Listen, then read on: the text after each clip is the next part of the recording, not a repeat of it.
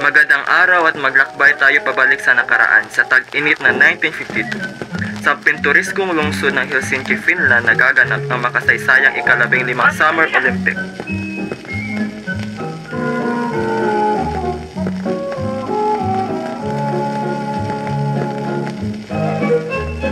Mga kalsada ng lungsod ng Helsinki noong 1952. Helsinki, isang lungsod na kilala sa mayamang kultura at magandang arkitektura, ay nagbigay katuwang sa mga manlalaro mula sa iba't ibang panig ng mundo. Subalit, ang mga Olympics na ito ay higit sa isang simpleng palaro. Ito'y simbolo ng pagbangon at pagkakaisa matapos ang digmaan. Ang Olympic Stadium.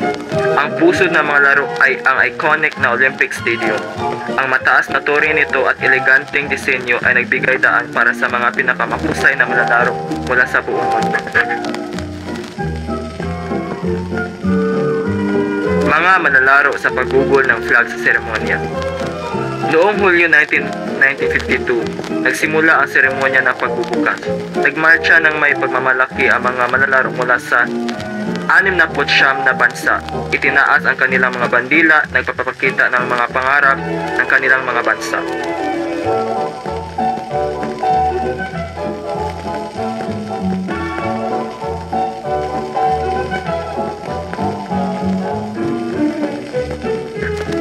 Mga manlalaro sa iba't ibang uri ng palakasan. Sa loob ng 2 linggo, naging saksi ang buong mundo sa mga kamangha-manghang kakayahan at sportsmanship. Mga palakasan sa takbo, paglangoy, boxing at iba pa, nagbigay saya sa mga manonood. Pagtatapos ng marathon. Ang nakapigil hiningang pagtatapos ng marathon ay naging isa sa mga pinakatanyag na sandali.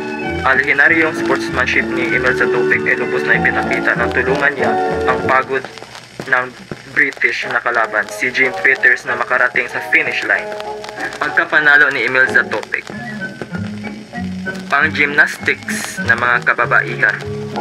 Ang taong 1952 Olympics ay mahalagang yugto sa kasaysayan ng palakasan ng mga kababaihan.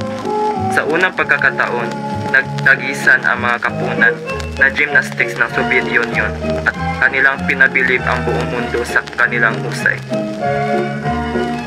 Seremonya ng pagtatapos. Sa paglubog ng araw noong ika-3 ng Agosto 1952, natapos ang mga takbo. Nilampaso ang Olympic flame, simbolo ng pagkakaisa, ngunit patuloy na buhay ang espiritu ng Helsinki. Pamanang Olympics ng Helsinki. Ang pamanang iniwan ng 1952 Helsinki Olympics ay patuloy na nabubuhay, na nagpapamalas ng kapangyarihan ng e-sport sa pagbuklod ng mga bansa at pag-inspire ng kahusayan. Ang mga laro na ito ay higit sa simpleng paligsahan, ito'y patunay ng diwa ng tao.